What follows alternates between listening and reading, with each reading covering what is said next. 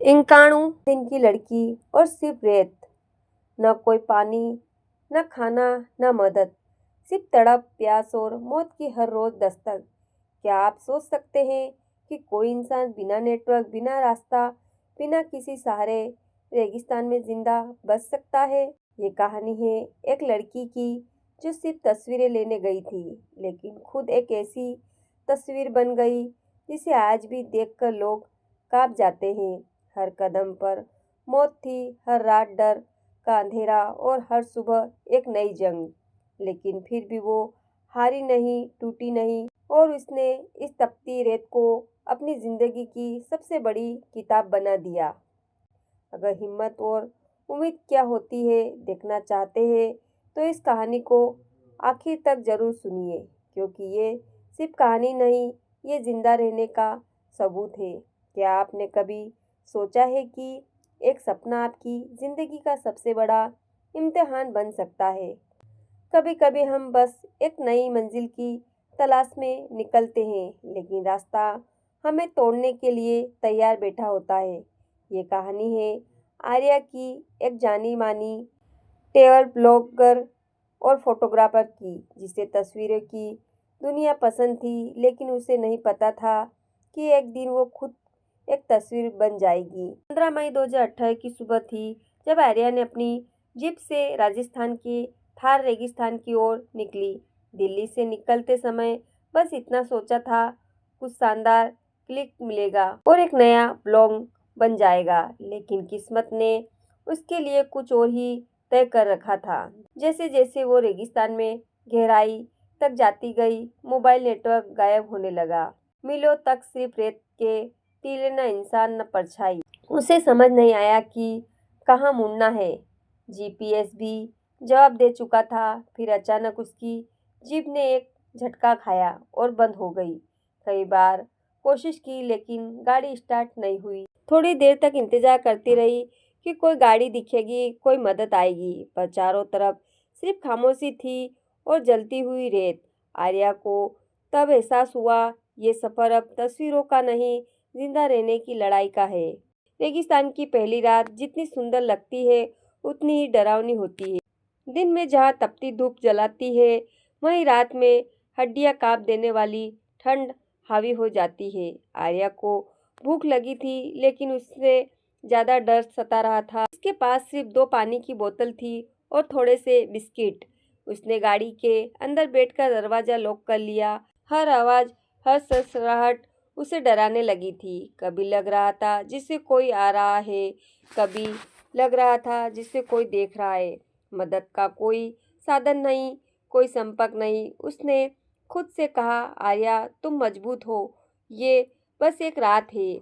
लेकिन वो नहीं जानती थी कि अगली 9 रातें और उससे भी ज़्यादा कठिन होगी। उसने पानी की एक बोतल से थोड़ी सी चुस्की ली और खुद को समझाया, घबराना नहीं है।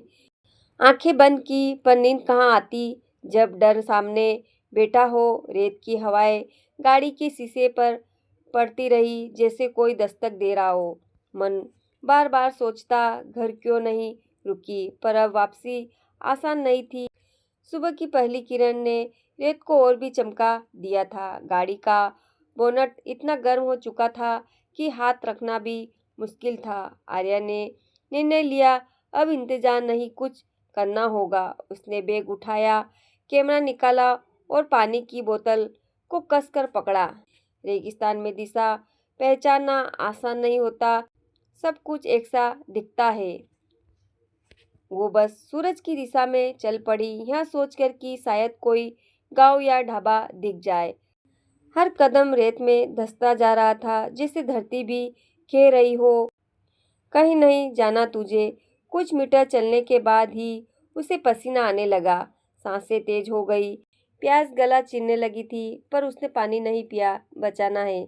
सामने दूर दूर तक कोई हरियाली नहीं थी, बस तपती हुई जमीन। सूरज जैसे सिर के ऊपर आकर आग बरसा रहा था। हर कुछ मिनट बाद उसे रुकना पड़ता, खुद को संभालने के लिए। लेकिन कहीं ना कहीं दिल कह रहा था, मत रुको, मंजिल मिलेगी। उसकी आंखों में आंसू थे, पर वो थमी नहीं। उसे अब खुद पर यकीन करना सीखना था। 1 घंटा चलने के बाद उसे एक झलक दिखी, जैसे कोई झोपड़ी हो दूर। उसका चेहरा खिल गया, मदद आ गई। वो तेजी से चलने लगी उस दिशा में, पर जैसे जैसे पास पहुंची समझ आया वो तो मत तृष्णा थी। रेत में छाया का खेल उसका दिल बैठ गया। थकान, भूख और निराशा ने मिलकर उसकी हिम्मत को झकझोर दिया।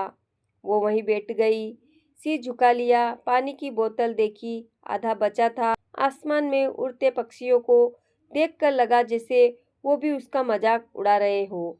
उसने अपने कैमरे को देखा, अब ये उसके किसी काम का नहीं रहा। कभी तस्वीरें लेने का शौक था, अब तस्वीरें से नफरत सी होने लगी थी। रेगिस्तान ने उसे तोड़ना शुरू कर दिया था, पर तभी उसने खुद से कहा, क्या इतना ही कमजोर हूँ मैं? उसने गहरी सांस ली और फिर उठ खड़ी हुई। अब ये आर्या बनाम दे था। प्यास अब सिर्फ गले में नहीं, आत्मा में लग रही थी। आर्या के पास जो पानी बचा था वो एक बोतल से भी कम रह गया था। हर घूंट लेने से पहले वो खुद से लड़ती, अब बचा लूं या पी लूं। दोपहर की धूप अब आग बन चुकी थी, पैरों में छाले पड़ने लगे थे। उसने अपनी जीन्स फाड़कर पट्टी बनाई और पैरों को ढका।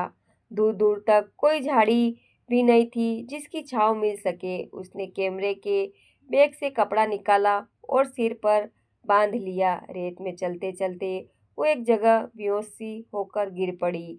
आंखें बंद थी, लेकिन कानों में कुछ आवाजें आ रही थी, जैसे कोई कह रहा हो, उठ, हार मत मान।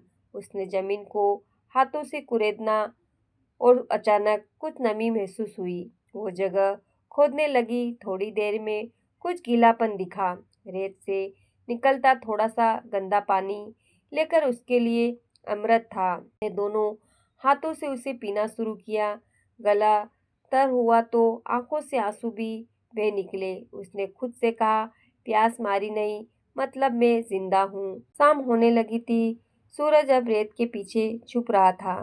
थोड़ी राहत मिली, लेकिन ठंडी हवाएं अब कप कपी ले आई। या एक टीले के पीछे बैठ गई, खुद को समेटे हुए। जैसे जैसे अंधेरा बढ़ा, डर भी गहराता गया। उसकी आंखों में माँ की तस्वीर उभर आई। आर्या, बेटा तू सबसे बहादुर है। उसे अपनी छोटी बहन की हंसी याद आने लगी। मेमोरी कार्ड में भरी तस्वीरें अब उसकी आंखों में जिंदा हो रही थी। मन कह रहा था, क्या मैं फिर कभी उन्हें देख पाऊंगी? उसने कैमरे को गले से लगाया, जैसे कोई अपना हो। तारों भरा आसमान देखकर उसने चुपचाप दुआ की, भगवान अगर कोई हो तो मेरी मदद करे। रेत में सोना आसान नहीं होता, नीचे गर्मी और ऊपर डर, लेकिन थकावट ने उसे नींद की झपकी दे दी। हर 5 मिनट बाद आंखें खुल जाती, कहीं कोई जानवर न आ जाए। वो पहली बार समझी, जंगल नहीं, रेत का डर और बड़ा होता है। रात लंबी थी, पर हौसला उससे भी लंबा निकला।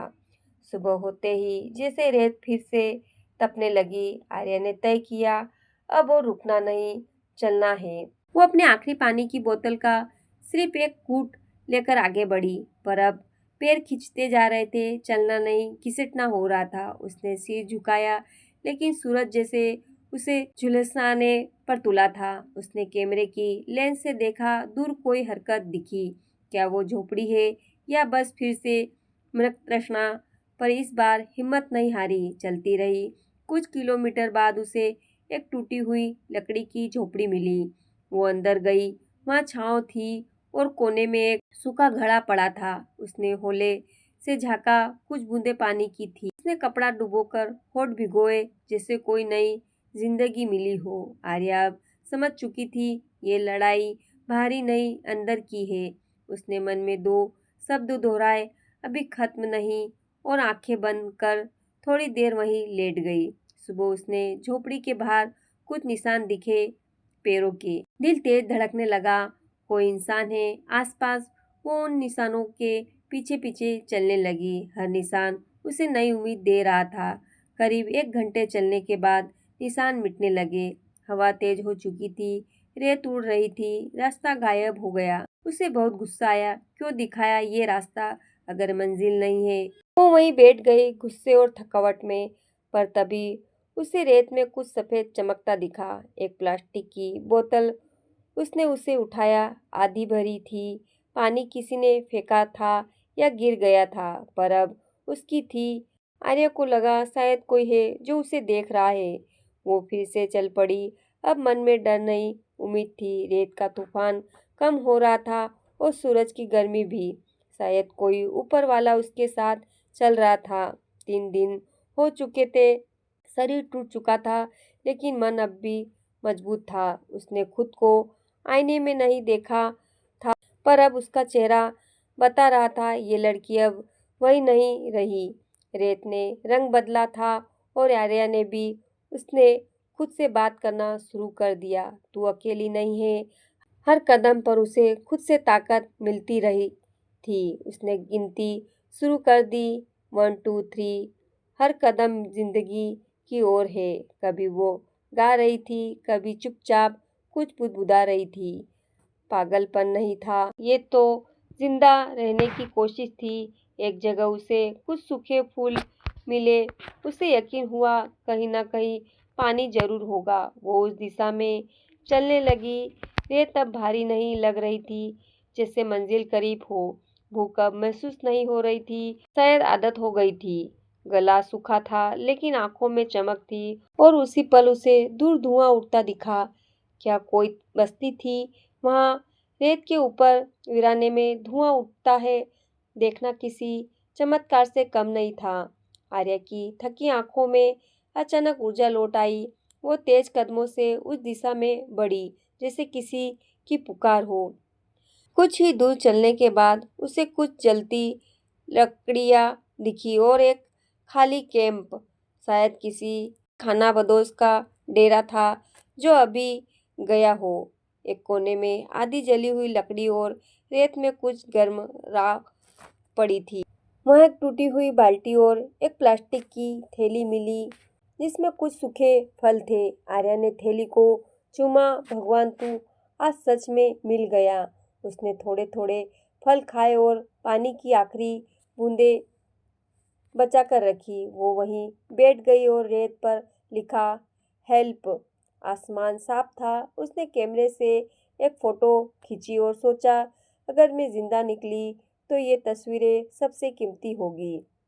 कुछ देर आराम करने के बाद उसने फिर से चलना शुरू किया। अब कोई डर नहीं था, अब सिर्फ मंजिल थी। उसे विश्वास था, अगर धुआं था तो इंसान भी जरूर होगा। रेत अब उसे काट नहीं रही थी, जैसे अब वो उसकी दोस्त हो। चलते चलते दिन ढलने लगा। आर्या की आंखें अब हर हरकत पर टिक रही थी। तभी कहीं दूर से किसी बैल के गले में बंधी घंटी की आवाज आई। उसका दिल एकदम उछल गया। कोई तो है। वो उस आवाज की दिशा में दौड़ पड़ी।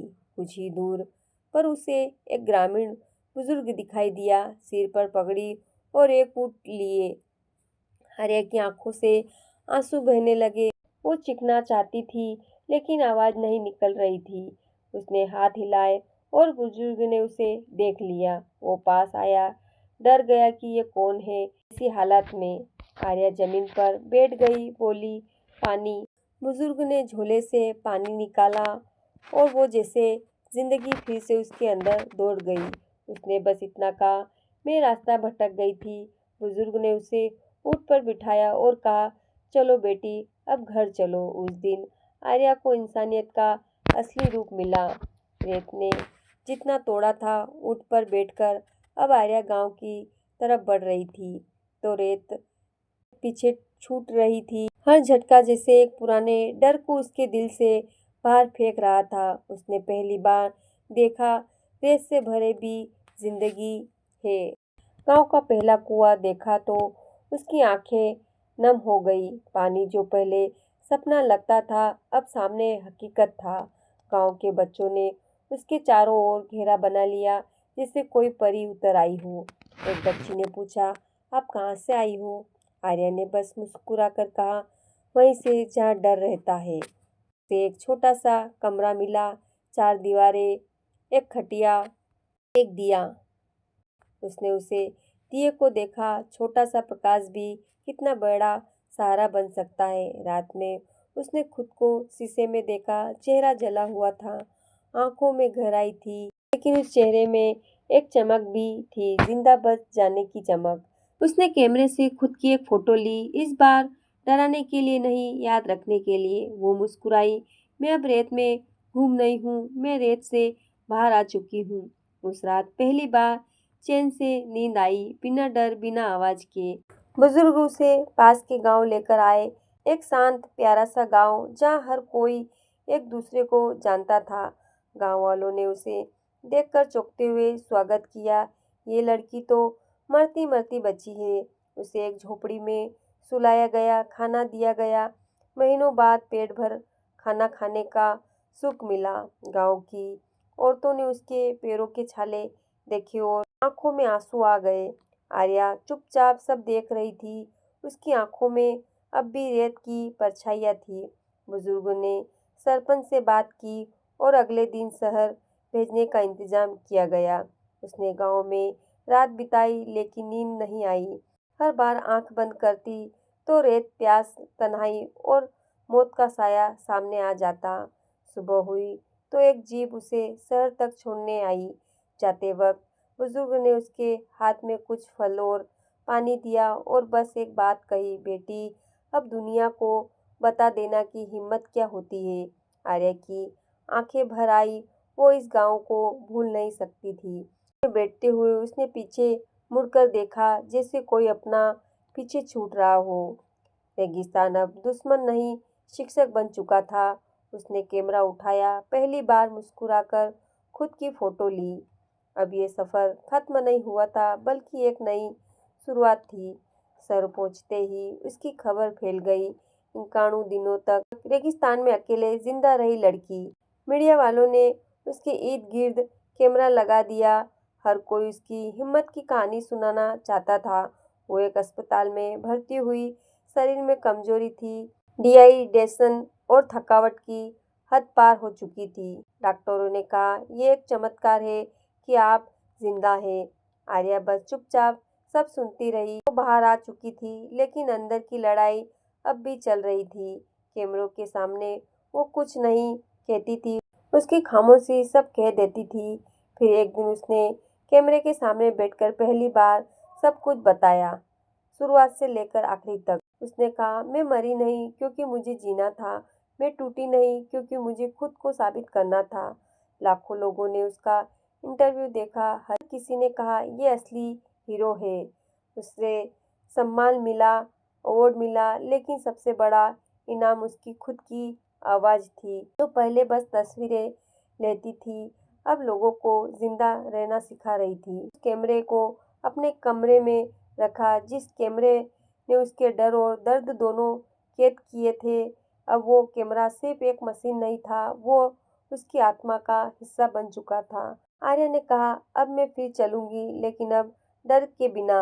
उसने पहली बार खुलकर हंसी, जैसी जिंदगी वापस आ गई हो। कहानी खत्म नहीं होती जब तूफान गुजरता है, कहानी वहीं से शुरू होती है।